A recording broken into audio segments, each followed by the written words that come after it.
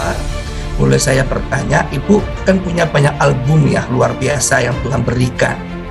Nah, saya sangat diberkati dengan ada 2 lagu yang mungkin saat ini sangat pas dengan tema keadaan di Indonesia.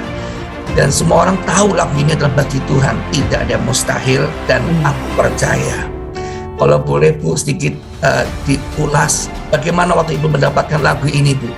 Karena jemaat sangat diberkati dalam kedua lagu ini dan sangat dibawa oleh siapapun, gereja manapun, bahkan ibadah manapun, lagu ini untuk kesembuhan, pemulihan pasti dinyanyikan. Iya.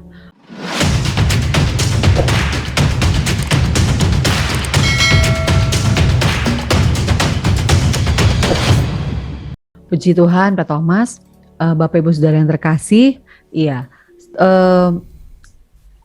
hampir 29 tahun inilah gitu ya dari saya awal-awal melayani. Saya waktu itu masih SMA kelas 3, lalu saya kuliah gitu ya, lalu saya selesai kuliah, lalu saya berumah tangga, lalu saya melayani Tuhan mulai start gitu ya. Hampir di 29 tahun ini memang Tuhan kasih lagu-lagu buat hidup saya.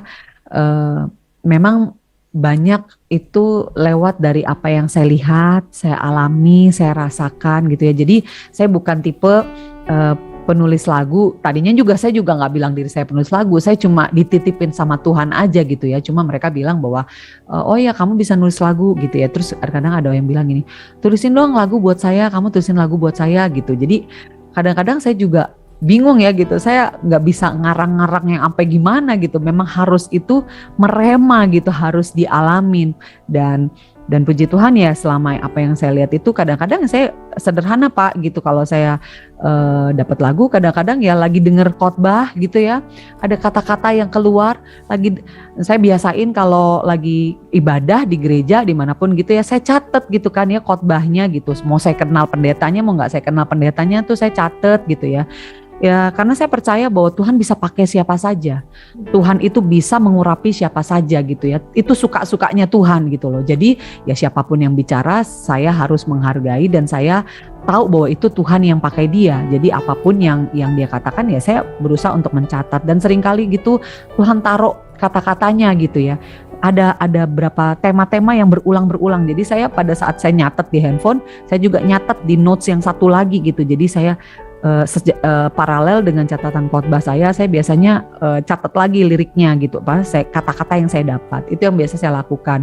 Lalu kalau ada kejadian-kejadian yang terjadi dalam kehidupan saya, ya saya tulis gitu ya, dalam kesedihan, pertolongan Tuhan ada, mungkin dalam sakit penyakit dan lain sebagainya.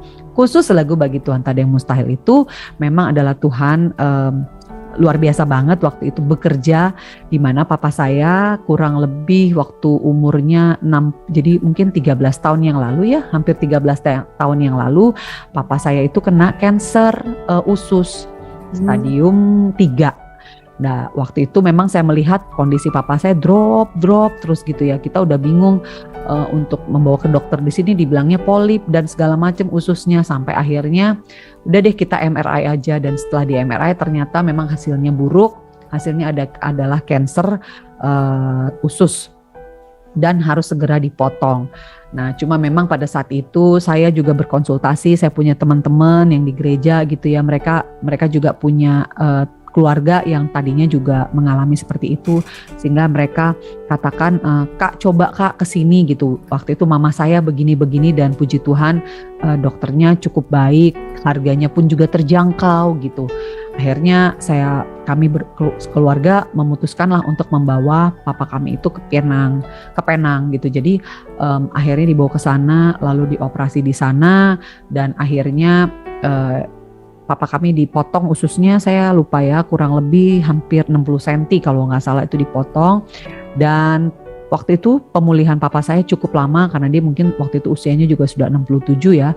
Jadi dia juga agak drop gitu, dan memang beliau sebelumnya nggak pernah sakit sama sekali. Beliau kerja di pemerintahan gitu ya selama hampir 34 tahun, nggak pernah namanya bolos kerja atau izin sakit tuh bisa dihitung dengan jari gitu ya.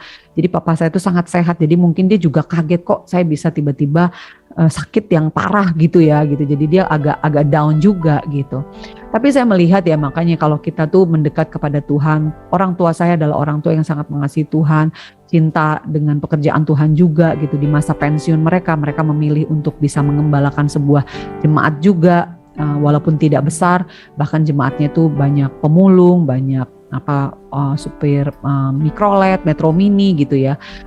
Sebagian besar adalah menengah ke bawah gitu. Jadi saya melihat apapun yang mereka lakukan itu benar-benar untuk Tuhan gitu ya, berkorban gitu. Bahkan tidak sedikit dia harus mengeluarkan uang dari tabungannya untuk bisa menolong orang dan lain sebagainya.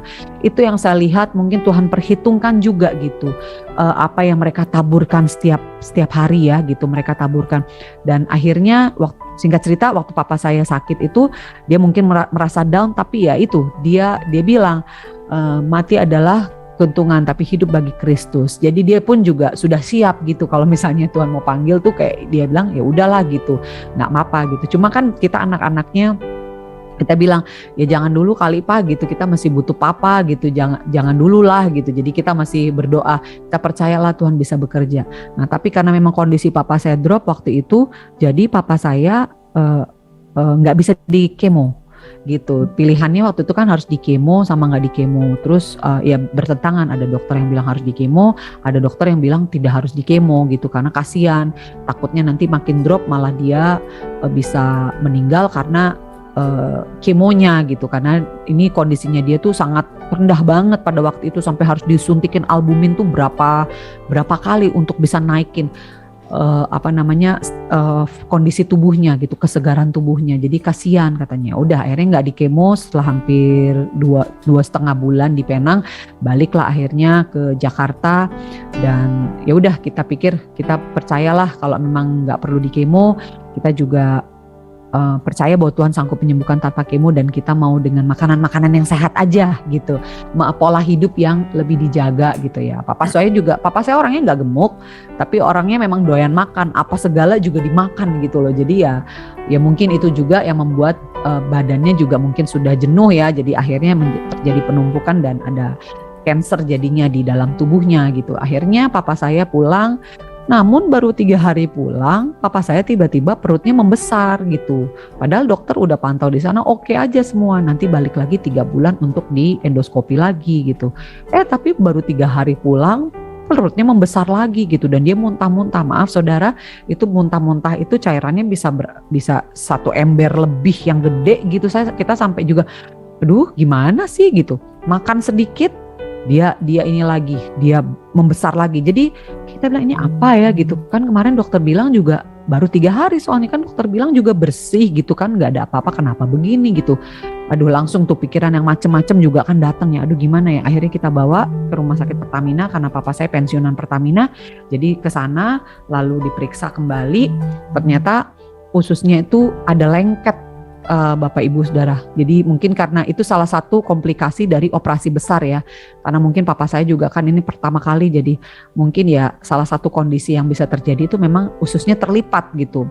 Akhirnya papa saya harus lagi dioperasi, dibuka kembali. Bayangin belum ini dibuka lagi operasinya, dibetulin lagi letak ususnya dan segala macamnya, sampai akhirnya papa saya harus dirawat lagi tuh mungkin hampir sebulan lagi tuh di rumah sakit Pertamina. Nah, dan di saat-saat pemulihan yang kedua ini jauh lebih berat dirasakan oleh papa saya. Sehabis operasi, maaf, untuk buang angin aja dia tunggu berhari-hari, mungkin ada 3-4 hari. Jadi dia harus puasa terus kan, dia harus cuma minum terus gitu. Kasian banget. Saya melihat papa saya juga udah drop gitu ya, nangis gitu. Nangisnya sih bukan nangis gimana, nangis penyerahan ya saya lihat gitu. Jadi saya juga sedih gitu ya. Lalu pada waktu saya pegang tangan papa saya, satu saat saya ada lagi di rumah sakit, saya pegang tangan papa saya, dan Tuhan kasih lirik itu gitu. Saya kayak nyanyi, kayak bermazmur. Jadi saya sambil menyembah, saya sambil bermazmur gitu. Terus saya bisa kayak, bagi Tuhan tak ada yang mustahil, bagi Tuhan tak ada yang tak mungkin. Mujizatnya itu kayak ngalir aja begitu. Jadi saya baru dapet refnya gitu. Lalu ya saya pikir saya nyanyiin aja. Nah waktu saya nyanyiin itu ya papa saya juga nangis gitu ya. Saya percaya itu ada memang kuasa hadirat Tuhan pada saat itu. Lalu saya pulang dong, saya penasaran gitu, aduh gimana nih, masa lagunya cuma ref doang gitu ya. Ini gimana cara ngelanjutinnya Tuhan gitu. Soalnya saya bukan orang yang expert juga dalam bermain musik. Piano juga cuma kunci yang 3 jurus, gitar juga cuma 3 jurus. Gimana nih gitu kan. Terus akhirnya ya saya minta anugerah Tuhan, ada beberapa hari lah gitu. Saya masih bolak-balik tuh ke rumah sakit, apa segala macem. Satu saat pas saya lagi di rumah sakit, udah mendingan nih papa saya tapi belum pulang. Terus dokter bilang begini katanya, nih kita kemo aja ya, kita ngeri juga nih kalau misalnya nggak di kemo nanti bisa balik lagi gitu katanya dokternya. Kita bingung dong, aduh gimana ya. Waktu itu dokter Penang juga bilang kalau misalnya di kemo nih bapak drop. Kita juga ngeliat si papa begitu, gimana caranya gitu. Terus akhirnya kita berdoa, semua berdoa, aduh gimana ya baiknya gitu. Kita berdoa ya memang yang paling Tuhan kasih sejahtera buat kita semua dan juga papa sendiri gitu ya. Kita kan kembalikan kepada papa apakah papa mau apa tidak. Setelah kita berdoa, bicara-bicara, dan ternyata memang papa memilih untuk tidak di kemo. Dan kita semua sejahtera juga dengan itu. Kita percaya ini bukan sesuatu yang oh berarti kemo salah. Enggak sama sekali, karena kita juga melihat banyak teman-teman kita yang di kemo juga berhasil gitu, sembuh. Cuma untuk kondisi papa saya pada saat itu, itulah yang kita pilih gitu pilihannya. Jadi kita memilih untuk tidak di kemo. Dan akhirnya dokter bilang, wah ini bahaya loh kalau nggak di kemo gini. Memang benar sih, itu memang kenyataannya. Memang secara kedokteran, secara ilmu kedokteran memang akan begitu. Tetapi ya itu, dari situ, dari kejadian itu, dari dialog itu, saya dialog sama mama saya dialog dengan dokter gitu ya.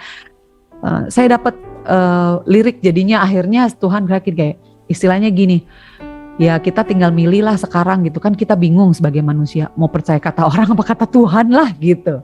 Makanya akhirnya saya tulis gitu ininya, ku yakin saat kau berfirman, ku menang saat kau bertindak, hidupku hanya ditentukan oleh perkataanmu gitu. Jadi akhirnya saya ya Tuhan tuntun lagi digerakkan, karena pada waktu itu dalam kebingungan kita mau milih mana sih nih, kita mau kemo apa enggak nih si papa gitu.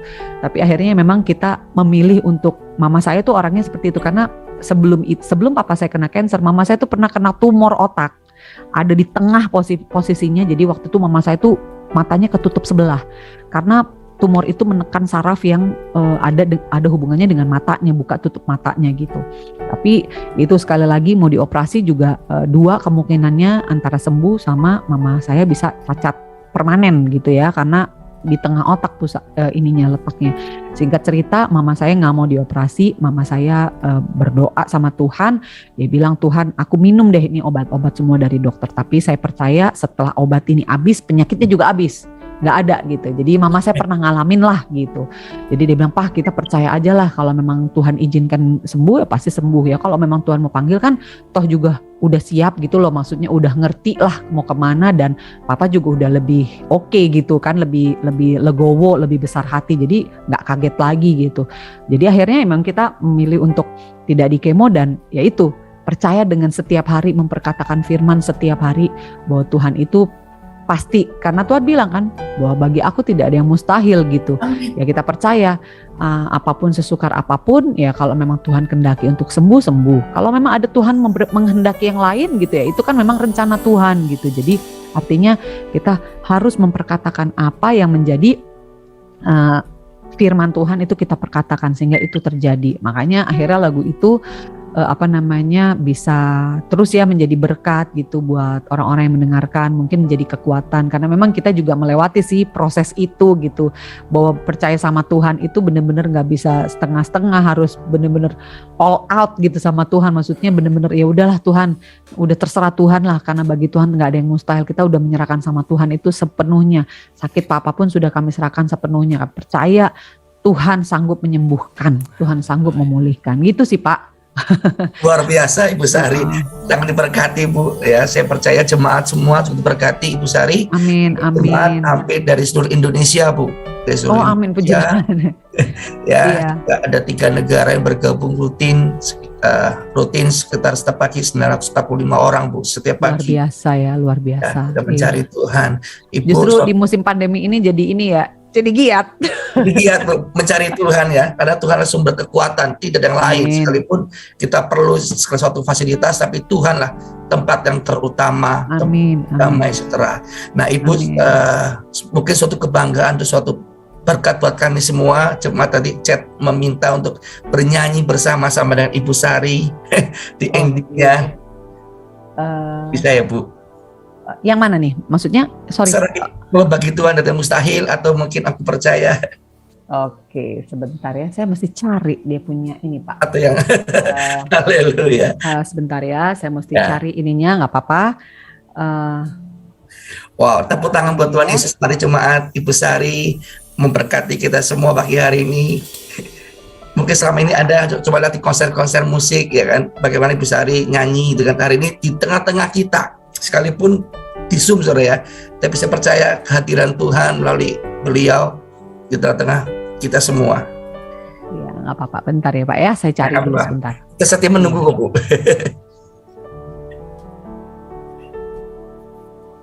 Dan jemaat, kita berharap bahwa ini Ibu Sari bukan yang pertama kali dan akan mengisi di bulan-bulan selanjutnya ya. Haleluya.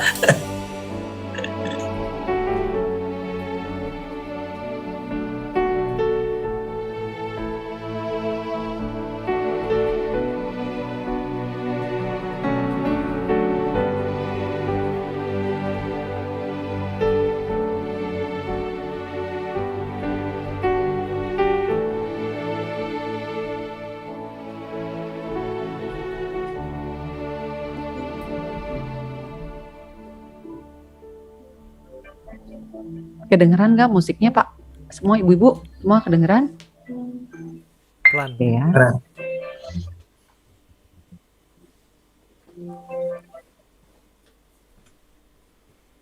Mari sama-sama nyanyikan pujian ini. Ku yakin saat kau berfirman. Ku yakin saat kau berfirman. Ku menang saat kau bertindak. Hidupku hanya ditentukan oleh perkataanmu. Amin. Amin. Ku aman karena kau menjaga. Ku kuat karena kau menopang. Hidupku hanya ditentukan oleh kuasa-Mu. Mari sama-sama katakan, bagi Tuhan tak ada yang mustahil. Bagi Tuhan tak ada yang mustahil. Bagi Tuhan tak ada yang tak mungkin. Mujizatnya disediakan bagiku. Ku diangkat dan dipulihkannya. Kau yang memulihkan hidup kami Tuhan. Sama-sama. Ku yakin saat kau berfirman. Ku menang saat kau bertindak.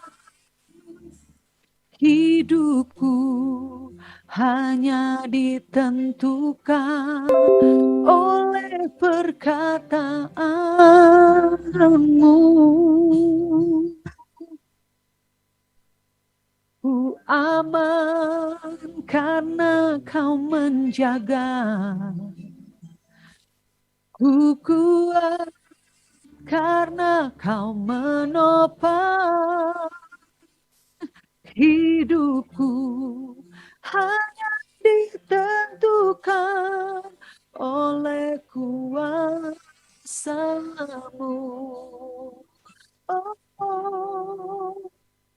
Bagi Tuhan tak ada yang mustahil. Amin. Bagi Tuhan tak ada yang tak mungkin. Mujizatnya disediakan bagiku, ku diangkat dan dipulihkannya.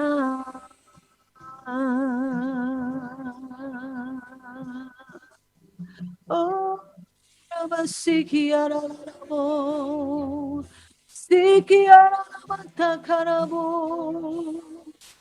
Engkau kekuatan kami, Engkau jawaban kami Tuhan. Siriaramatakaramो, Hiriara, Sikiarama,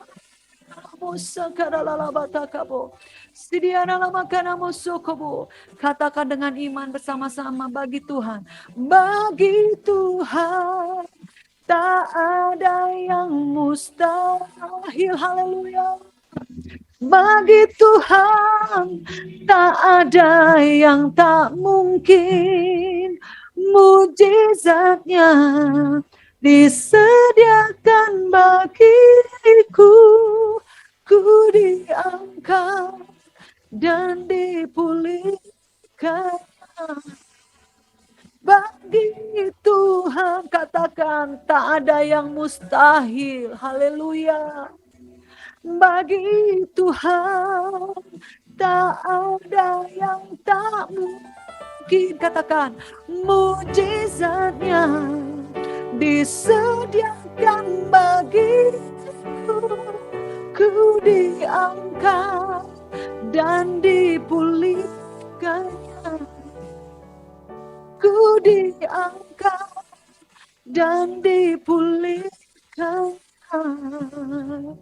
Ku diangkat dan dipulihkan.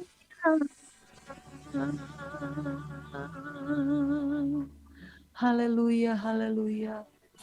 Terima kasih Tuhan, Engkau pasti memulihkan kami, menyembuhkan kami, membela kami, memberkati kami. Amin, amin. Puji Tuhan, puji Tuhan, puji Tuhan. Amin. Terima kasih Ibu Sari. Pagi hari ini kami semua diberkati. Boleh sebelum kita berakhir, kita berdoa untuk Ibu, boleh? Nanti